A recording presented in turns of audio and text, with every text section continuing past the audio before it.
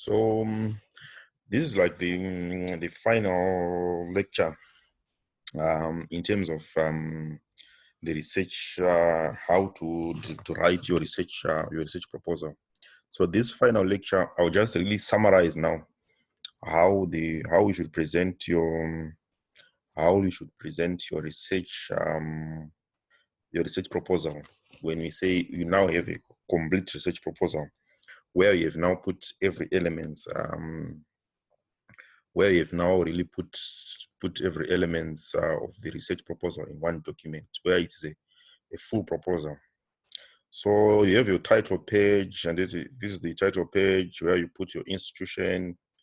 You write the full name of institution. You put the logo of the institution, and then you put a title. This is a research project proposal. We'll be using our examples, which we develop, where we wanted to look the factors which are contributing to returnees getting infected with COVID-19 in quarantine centers in Zimbabwe between March 2020 and June 2020. Remember, we had say you can have two types of title. You can have a descriptive title, which is like we are describing what you want to do, or you can look for a fancy title. I think this was the fancy title which we developed, where we say spike of COVID-19 cases in Zimbabwe quarantine centers. What are the possible causes? So it's more or less the same. So you may need to choose depending on your topic. Either you put a descriptive title, or you can look for a fancy title. Then you put your student name, your student number, and your supervisor, whoever is supervising you. You can add this statement, a project proposal in partial fulfillment of the requirements for you put the course which you are doing, and if you're doing a diploma, if you're doing a degree, whatever, you put this, and you can also put a date. So this will be the title page for your research. Then for your proposal, from your title page, you have your table of contents, where you put these are the elements. These are the elements of a research project. Your introduction, your background, your problem statement, research question, objectives, delimitation, definition of key pages, literature review, methodology, study design, setting, study population, participants, sample size, sampling procedure, study variables, data collection tools, plan for data analysis, permission and ethical consideration, budget, timelines, references, appendices.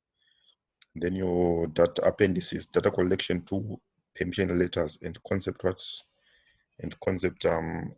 notes. So yeah, so most of this one you can insert it. If you know how to use computers, you can insert it automatically, but you need to understand how to do your words.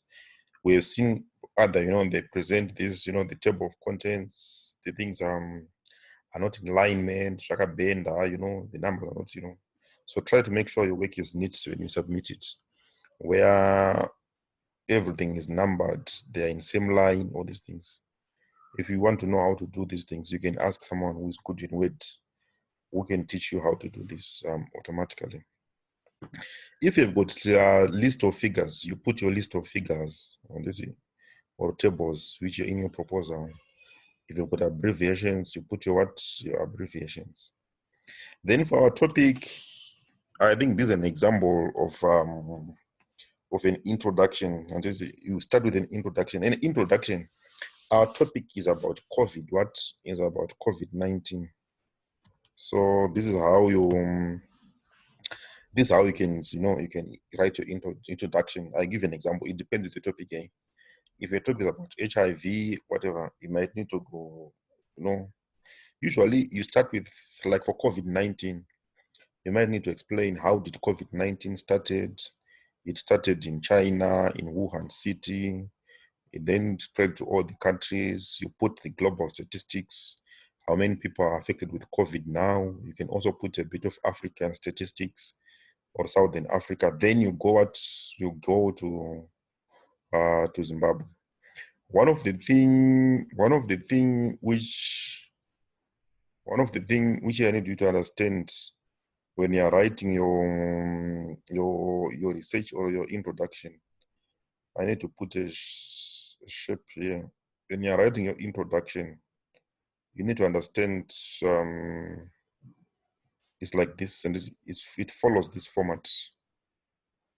It follows this format.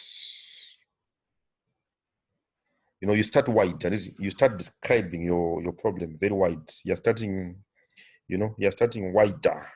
You know, at the top, you're describing, global things, how it started. But as you go down, you narrow down, usually. As you go down, you'll be narrowing down until you start focusing now, where you go to the area where you want to start. So yeah, so globally, you're taking in general how COVID started, what are the statistics globally, what are the statistics in Africa, what are the statistics now you're going down.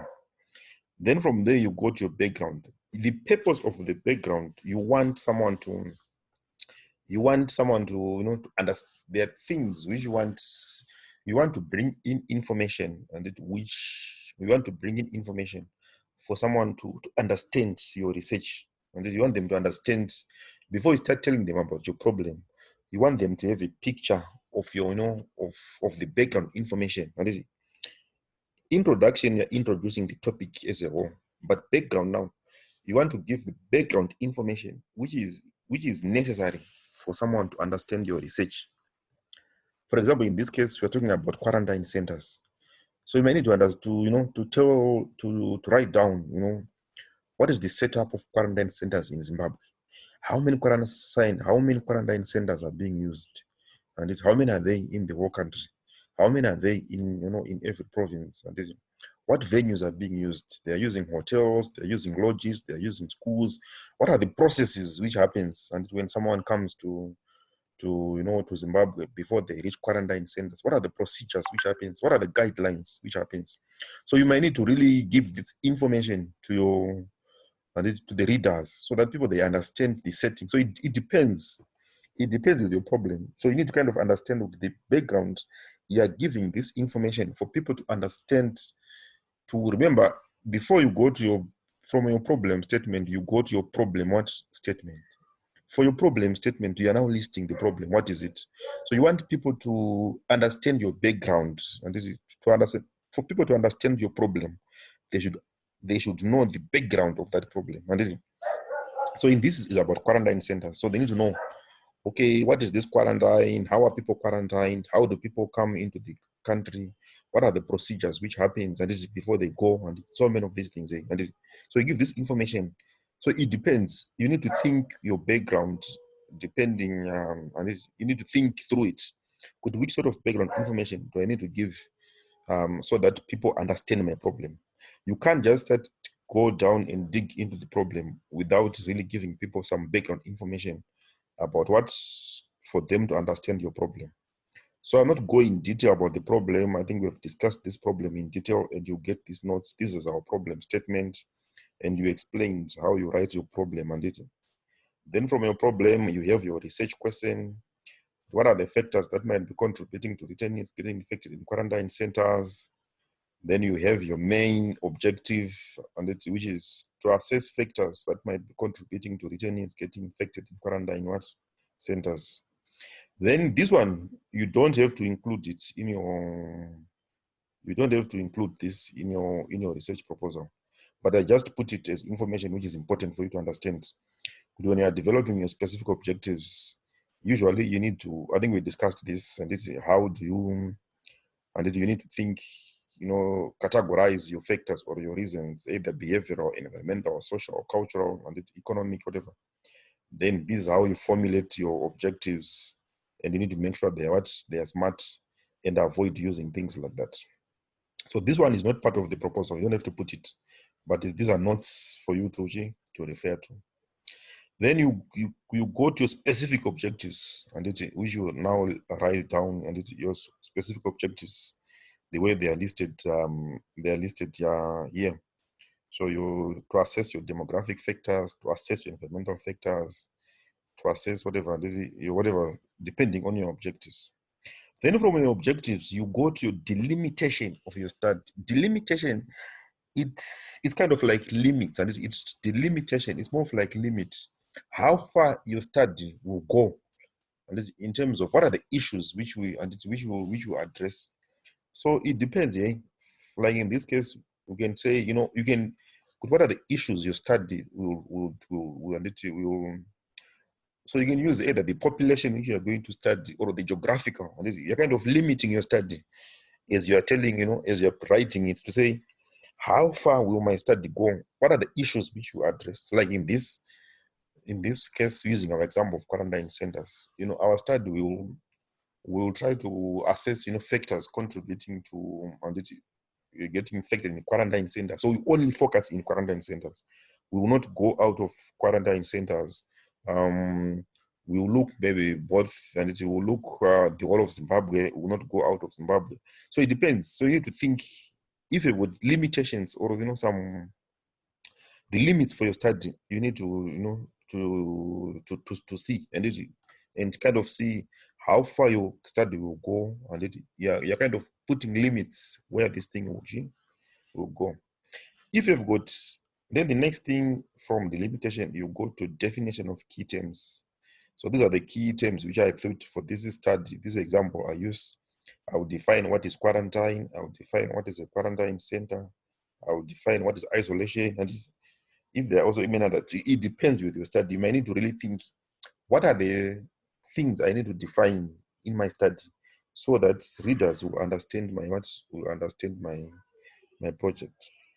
Then from there, you go to a literature review. I think we discussed the structure of the literature review, where you've got the introduction, and in this case, we are using our objectives, and it is part of the body, where with demographic factors, environmental factors, social factors, economic factors, and you can put a conceptual framework. We have discussed this, and so you can choose whether you put a conceptual framework or what you don't put. Then you have your conclusion.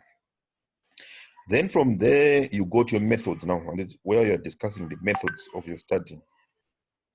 So remember, in this one, I was adding notes and where I was putting, some of the classification which you have discussed. But you need to choose one. You need to choose one in terms of your study. You don't have to put. I've seen people putting qualitative versus cross-section, whatever. We discussed how to come up with a study design, and I gave you an example. Like this one is an explorative, qualitative, quantitative, and cross-sectional study. So you put one, but these are just notes to help you, see. So just put one type of a study design. Don't write all these things. You put your setting, and you put your setting. Remember, as I explained in this is the setting where you can describe your setting a bit in detail, so that people understand, which province, what is the population, what is the economic activity, what is the prevalence of HIV, whatever. So you give more information about the setting. Then you discuss your study participants and where you want to do your study participants. For this example, these are Zimbabweans from returning residents. But for your other studies, you can have children, whatever, women, elderly, and all these things. Then there's something which is missing here, which is not which should be part of this, where you always need to put your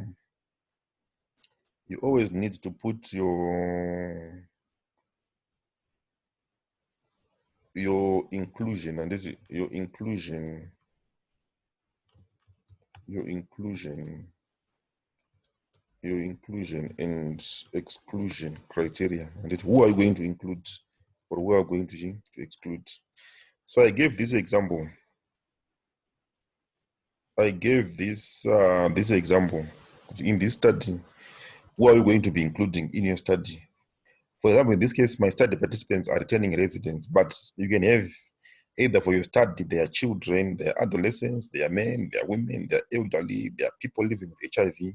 So you can choose a word which you can which can describe your study participants are very clear.